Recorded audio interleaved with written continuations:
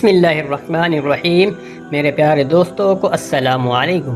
آج کا موضوع ہے جنگ خندق اور حضرت فاطمہ رضی اللہ عنہا کا روزہ۔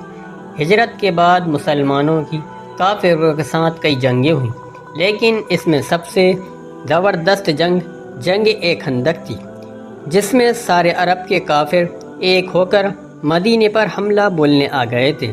اس لیے صحابہ کرام نے مدینے کے باہر خندق کھود لی تاکہ کافر مدینے کے اندر داخل نہ ہو سکے۔ وہ خندق 30 فٹ چوڑی اور 22 فٹ گہری تھی۔ دوسری طرف کافروں کا 10,000 کا لشکر تھا، لیکن ان کافروں میں بھی کوئی اتنی چوڑی خندق کو پار کرنے کی ہمت نہ کر سکتا تھا۔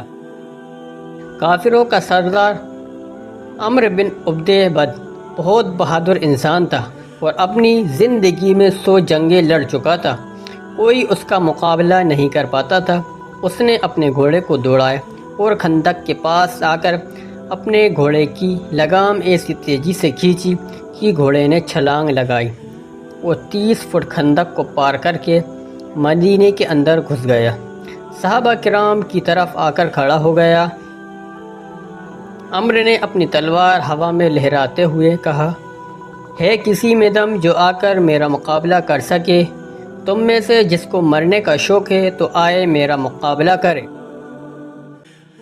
عمرو کو دیکھ کر سب سہم گئے کہ اس کا مقابلہ کون کر سکتا ہے۔ صحابہ کرام رضی اللہ عنہ خاموش بیٹھے تھے، کسی میں عمرو سے مقابلہ کرنے کی ہمت نہیں تھی۔ اس وقت حضرت علی کی عمر صرف 21 سال تھی۔ وہ کھڑے ہو گئے اور کہا کہ اے اللہ کے رسول، میں جاتا ہوں اس سے مقابلہ کرنے۔ اللہ کے رسول صلی اللہ علیہ وسلم نے کہا، چپ رہو بیٹو، دیکھتے نہیں وہ کون ہے؟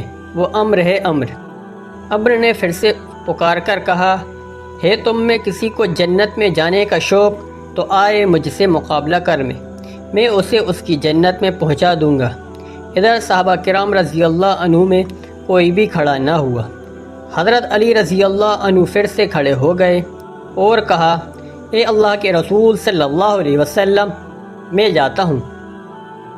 اللہ کے رسول صلی اللہ علیہ وسلم نے کہا، بیٹھو، دیکھتے نہیں وہ کون ہے؟ وہ عمرو ہے، عمرو۔ حضرت علی رضی اللہ عنہ پھر سے بیٹھ گئے۔ تیسری بار پھر سے عمرو نے کہا، کیا تم میں کسی نے اپنی ماں کا دودھ نہیں پیا؟ جو آئے اور عمرو کا مقابلہ کرے، جو آئے میں اس کی گردن کاٹ کر اسے اس کی جنت میں پہنچا دوں گا۔ حضرت علی رضی اللہ عنہ پھر سے کھڑے ہو گئے اور کہا، اے اللہ کے رسول صلی اللہ علیہ وسلم، میں جاتا ہوں۔ اللہ کے رسول صلی اللہ علیہ وسلم نے کہا، بیٹو، دیکھتے نہیں وہ عمرو ہے، عمرو۔ حضرت علی نے کہا، اے اللہ کے رسول، اگر عمرو ہے تو کیا ہوا؟ آپ مجھے ایک بار بھیجے تو صحیح۔ اللہ کے رسول صلی اللہ علیہ وسلم نے کہا، ٹھیک ہے، جاؤ۔ اور پھر اللہ کے رسول صلی اللہ علیہ وسلم نے حضرت علی کے لیے دعا فرمائی۔ حضرت علی اس کے سامنے ایک بچے سے تھے۔ وہ عمر 100 جنگیں لڑا ہوا بہادر انسان تھا۔ جب حضرت علی رضی اللہ عنہ اس کے پاس پہنچے تو حضرت علی نے کہا، نہیں، عبد المطلب کا لڑکا ہوں۔ یہ سنتے ہی عمر تعجب سے کہنے لگا، ارے میرے بھتیجے، تم کہاں میرے سامنے آ گئے؟ میں تمہارا چچا ہوں، میں تمہیں قتل نہیں کرنا چاہتا، جاؤ، واپس جاؤ۔ حضرت علی نے کہا، لیکن چچا، میں تمہیں قتل کرنا چاہتا ہوں۔ یہ سن کر عمرو کو بہت تیز غصہ آیا۔ اس نے اپنے گھوڑے سے چھلانگ لگائی اور پھر حضرت علی پر خطرناک وار کیا۔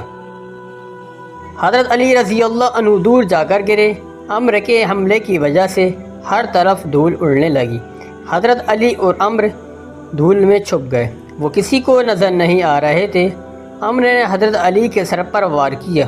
حضرت علی رضی اللہ عنہ دوسری طرف ہٹے تو وار کندھے پر آ کر لگا اور حضرت علی رضی اللہ عنہ کا کندھا زخمی ہو گیا۔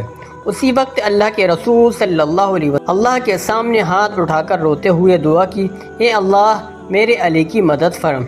اللہ کے رسول صلی اللہ علیہ وسلم نے جیسے ہی دعا کی تو ادھر حضرت علی اٹھے اور اپنی تلوار سے عمرو پر حملہ کیا۔ عمرو نے تلوار کو آگے اپنی ڈھال اڑا دی، لیکن حضرت علی کی تلوار کا زور اتنا تیز کا تھا کہ ڈھال بیچ میں سے پھٹ گئی۔ تلوار سیدھ عمرو کی کھوپڑی پہ لگی، جس سے اس سے جسم کے 2 ٹکڑے ہو گئے اور وہ دھمین سے زمین پر آ کے گرا۔